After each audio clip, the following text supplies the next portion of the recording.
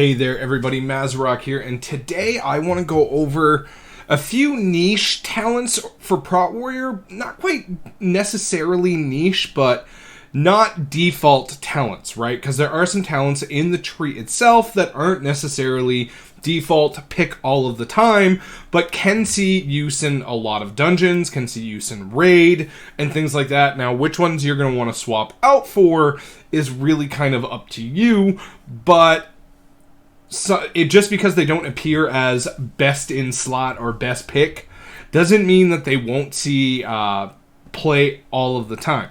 Before we do get into it though, please do like, comment, subscribe. Goes a long way to helping out the channel. If there's anything you see that you like here, weak auras, LVY profiles, or anything like that, my patrons can get those for free in a document.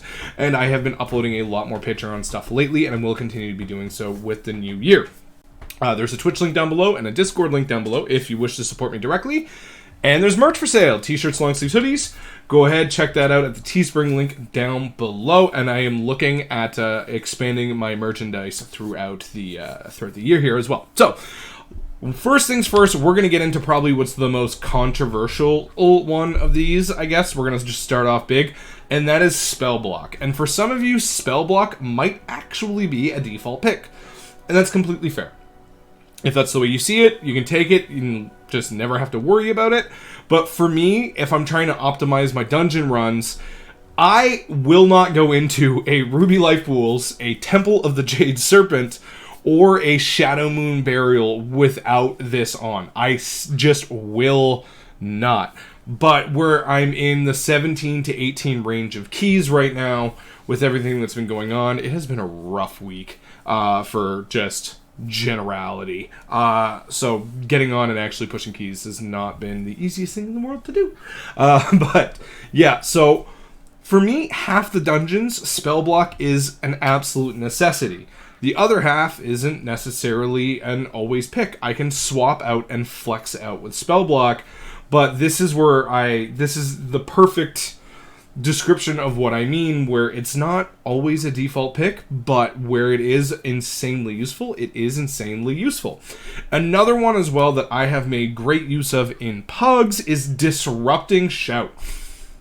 Anybody who has ever tanked anything in any serious capacity knows how difficult it is to get Pugs to press their stops and kicks.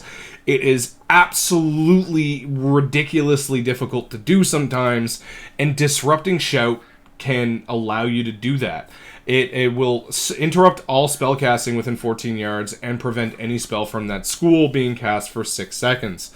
This is actually a very powerful ability that will allow you to group things up easier, especially in dungeons like Ruby Life Pools. There's quite a few pulls in Shadowmoon Burial Grounds as well, where there's kicks kind of everywhere, especially after the first boss, which this can come in handy quite a bit, especially in unorganized play, right? Because when you're playing with Pugs, getting people coordinated enough to kick the right things at the right time can be pretty miserable at times, and Disrupting Shout can be a powerful tool at your disposal to, get the dungeon run done quicker, to get it in, to go in and go out and have more fun. The other one I want to talk about here is actually Wrecking Throw. So let me I'll take Shockwave off here and I'll pick Wrecking Throw just to have it highlighted. Wrecking Throw is a 45-second cooldown ability. Hurl your weapon at the enemy, causing physical damage, ignores armor, and it deals up to 500% increased damage to absorb shields. And where this becomes an absolutely amazing talent point for me is on Raszageth. Those Storm Surge shields, you can get one off with the right timings on every single Storm Surge. And I have dealt upwards to 300k with one Wrecking Throw crit on Raszageth's Storm Surge. If I look at the amount of times that I press it, which is 3 to 5 times in a Raszageth run on Heroic, because the ads at the P1 intermission phase also have Absorb Shield, so I'll use it on them if I can, but I will always have it up for the Storm Surge shield phases. This equals 6 to 7% of my damage in those runs for one talent point that I press maybe 5 times. That is huge damage that is not just huge damage, but huge priority damage, because getting through those Storm Surge phases is critical to Raszageth. Once you get past the third and you pretty much have everybody up, it's just a matter of do DPS, do your things, don't die, and very little will kill you from that moment on, because those are the hardest portions of that fight. At least it has been for us, and Storms and Wrecking Throw has been great for those Storm Surge abilities and things like that. Another one is Battle-Scarred Veteran. Battle-Scarred Veteran, once you get into a key level, there's going to be a certain key level that you're going to get to, and that certain key level is going to be different for everybody. But if you're running a 10 and you know that you're just not going to die, Battle-Scarred Veteran is not a great talent point to take. But once you start reaching 20s, yeah, I'd be taking Battle-Scarred Veteran rather frequently. So that's another good niche talent that you can use that you might not always need. And if all of you're doing is maybe running 5s, and that's where you're comfortable, but you know that you're just not going to die, and that's a point that you have, you could put more DPS points into Bloodborne or anything like that to help you increase your DPS and things like that. It's all a matter of knowing what you have and when you need it. Another point, now this is, Stormbolt is basically default for me for Mythic Plus, right? Mythic Plus, Stormbolt, 30-second stun, and with all the stops that are required in the Mythic Plus season right now, having this is basically no-brainer default. But in Raid, not really needed that much, right? Except for Raszageth. Raszageth has the spark ads that pop up. You can kick one, then you need to CC the other. You can save the CC for shield charge, but if the boss isn't placed right, you could be losing out on a lot of DPS. By simply taking 1 point in a Stormbolt for Raszageth, you can kick the first ad and then Stormbolt the second. And if someone did, use an Arcane Torrent or a Mass Dispel near you or whatever have you not, you have a ranged CC ability to get another ad that someone might have missed. And this has definitely saved a couple of runs in P1 for me by being able to get something that someone just missed off in the distance, because it does have a 20-yard range, so you can get to where you need to pretty quickly and, get it done, which is very, very nice. Another one here is Bitter Immunity.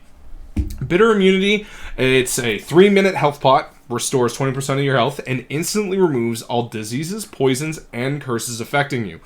As of right now in Mythic Plus, has not been a lot of curses. Like, really not a ton that have really bothered us at any kind of level 17, 18 range.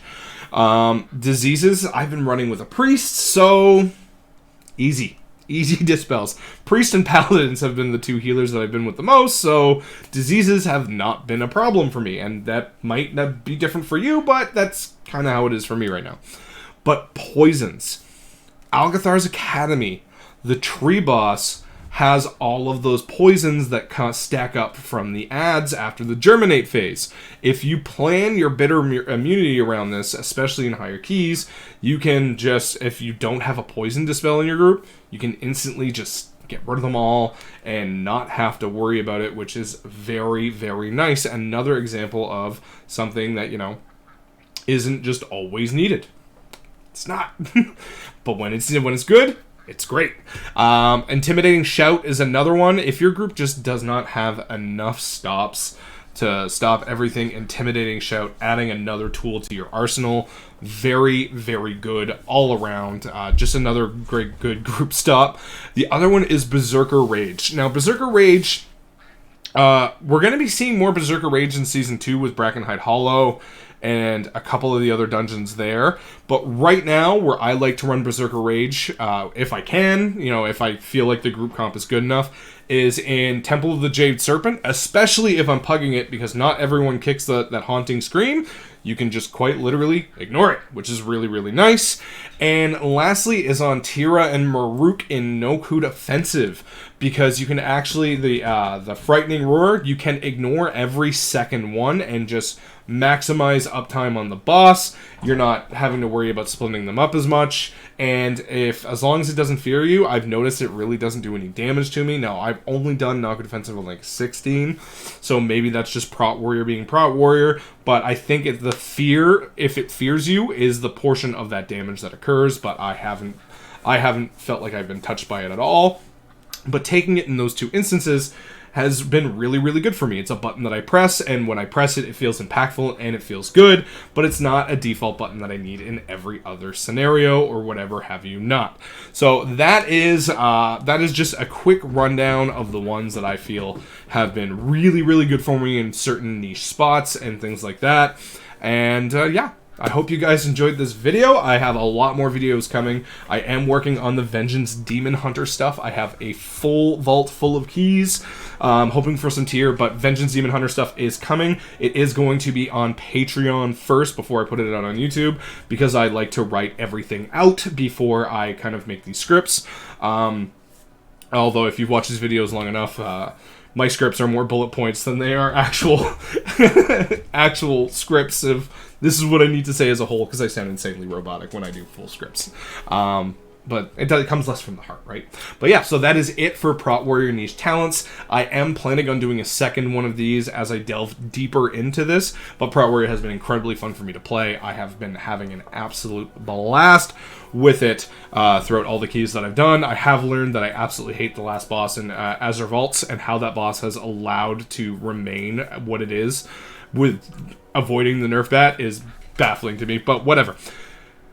Do you guys have any other niche talents that you like to use for very specific certain scenarios that aren't always default picks? Let me know. I would love to hear you. I love to hear you guys' comments in the comment section down below. Aside from that, happy tanking. Have a good one, guys.